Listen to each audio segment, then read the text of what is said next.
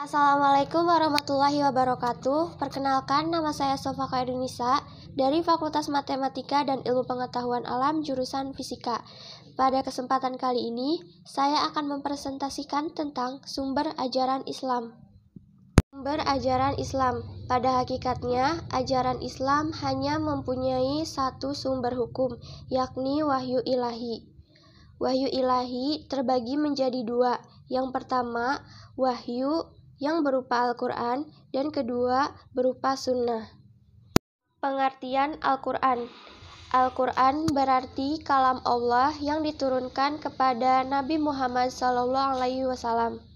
Al-Quran mengandung beberapa kekhususan. Yang pertama, Al-Quran sebagai wahyu Allah. Yang kedua, Al-Quran terhimpun dalam mushaf. Yang ketiga, Al-Quran dinukil secara mutawir. Nama-nama Al-Quran. Yang pertama, Alkitab, kitab yang tertulis. Dua, Al-Furqan, artinya pembeda. Yang ketiga, Ar-Rahmah, yaitu rahmat. Yang keempat, An-Nur, yaitu cahaya. 5, Al-Huda, yaitu petunjuk. Dan yang keenam, Az-Zikra, yaitu peringatan. Fungsi dan peran Al-Quran. Yang pertama, Al-Quran sebagai petunjuk bagi manusia. Yang kedua, Al-Quran memberikan penjelasan terhadap segala sesuatu. Yang ketiga, Al-Quran sebagai penawar jiwa yang haus atau syifa. Sunnah dan hadis. Dalam makna aslinya, sunnah berarti perbuatan Nabi, sedangkan hadis berarti laporan atau reportase dari kegiatan sunnah tersebut. Hadis terhadap Al-Quran. Yang pertama, menjelaskan Al-Quran. Yang kedua, memberikan rincian. Yang ketiga, membatasi kemutlakan. Yang keempat, memberikan pengecualian terhadap pernyataan Quran yang masih umum.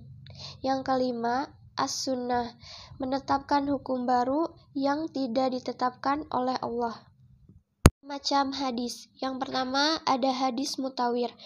Adalah hadis yang diriwayatkan sejumlah orang yang secara terus-menerus tanpa putus dan secara adat para pewarinya tidak mungkin berbohong. Yang kedua, hadis masyhur adalah sebuah hadis yang diriwayatkan sejumlah orang tetapi tidak sampai derajat mutawir. Yang terakhir, hadis ahad, yaitu hadis yang diriwayatkan oleh seorang, dua orang atau lebih, tetapi mencapai syarat masyhur dan mutawir. Terakhir ada ijtihad.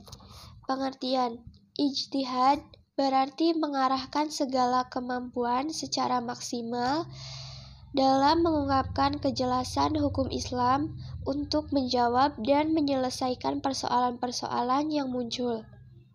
Ijtihad dalam syariat Islam. Ijtihad menggunakan pertimbangan akal secara jelas diundangkan dalam sebuah hadis sebagai alat untuk mencapai keputusan apabila tidak ada petunjuk dalam Al-Quran maupun hadis. Sekian presentasi dari saya, kurang lebihnya mohon maaf. Wassalamualaikum warahmatullahi wabarakatuh.